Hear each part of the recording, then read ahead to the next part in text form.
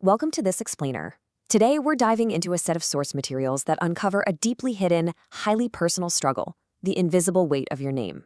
We usually just think of a name as a convenient little label for identification, right? But the data actually shows that for some folks, its sound carries an incredibly heavy, almost painful emotional load. So, if you've ever felt a sudden sense of dread or discomfort attached to your very own name, well, the research we're analyzing today confirms it's a real, documented phenomenon. You are absolutely not alone in this experience. Why does hearing your name make your chest tighten? It's a highly specific, intense physical reaction. Think about it. You might just be going about your day, minding your own business, and suddenly your name is called out across a room. Almost instantly, your chest tightens up, your shoulders stiffen, or past memories just come flooding back. You instinctively brace for impact.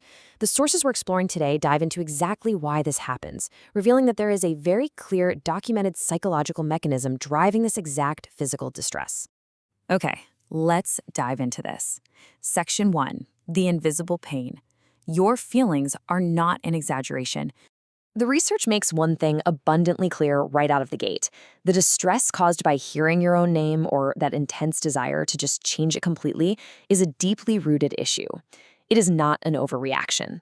Actually, a lot of times, folks experiencing this are told by society that they're just being too sensitive, which can feel incredibly isolating. But the literature holds space for this pain. It validates that these feelings are entirely real and inextricably linked to complex, accumulated experiences over a lifetime. There's literally no need to dismiss these emotions or label them as an exaggeration, because the psychology fully backs up their validity.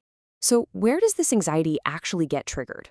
Well, the data points to some highly specific everyday situations: waiting in a hospital clinic or being called out at a government office. Those are highlighted as really common high-stress triggers. But it goes way beyond official settings. The sources note that even super casual interactions, like family members using your name in passing or being addressed by the opposite sex, can unexpectedly stimulate unfulfilled emotions or past pain. For the people experiencing this, the research acknowledges that navigating everyday life can often feel like walking through a minefield of potential distress. Section 2, the danger signal of memory, why the brain reacts with fear. The sources highlight a truly fascinating psychological mechanism here, known as the danger signal. It explains exactly how the brain gets conditioned. Just imagine a child being repeatedly scolded right after their name is called out. Over time, the brain learns to associate the mere sound of that name with impending fear or punishment. The literature shows that being called becomes neurologically hardwired to the concept that something scary is about to happen.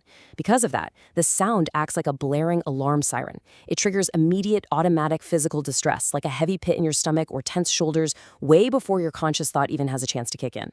And this brilliantly illustrates how the brain confuses a perfectly neutral present moment with a traumatic past event. Logically, in the present situation, no one is actually mad, right?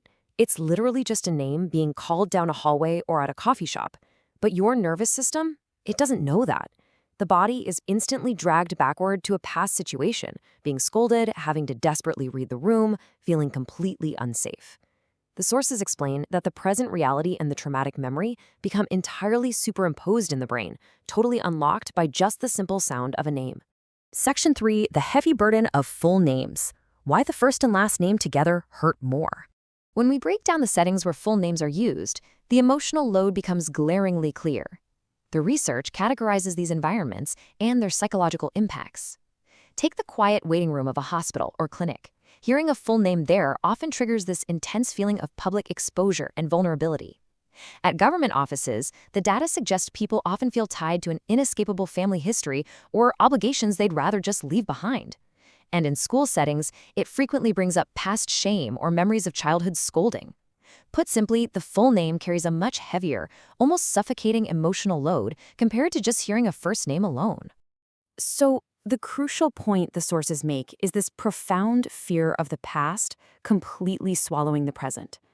When that full name echoes across a room, there is a documented sensation of being violently dragged backward in time. It's an acute fear of being judged as the exact same person you were in the past, carrying the exact same baggage.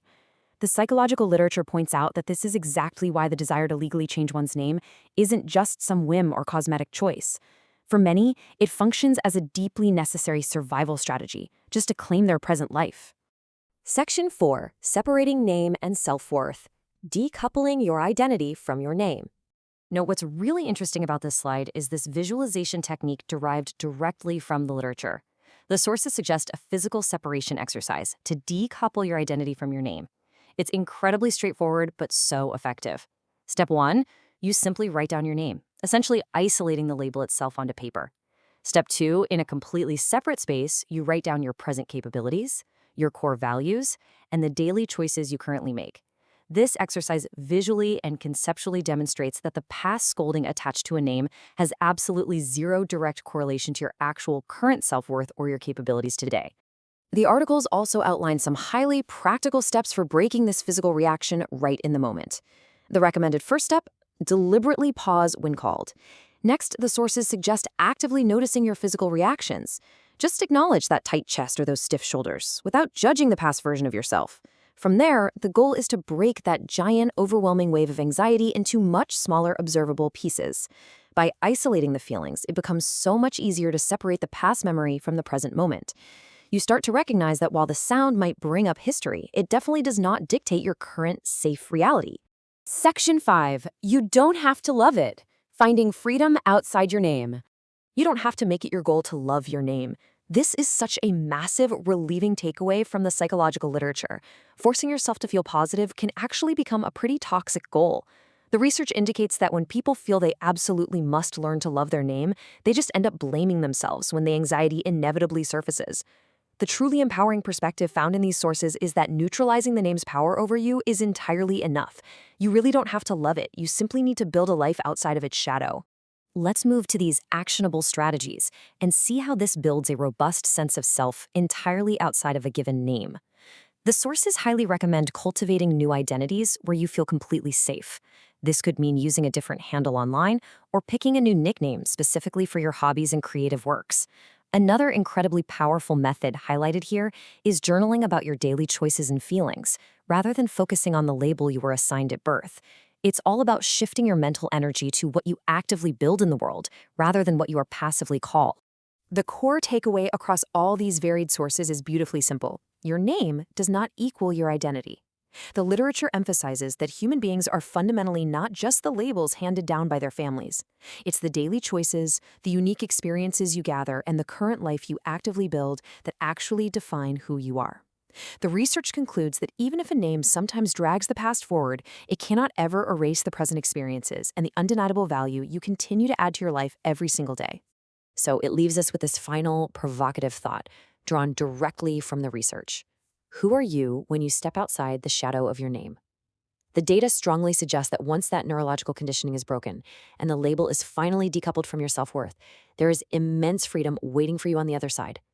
The possibilities of who you can be and the life you can build beyond your past are entirely yours to discover and define. Thanks for joining this explainer.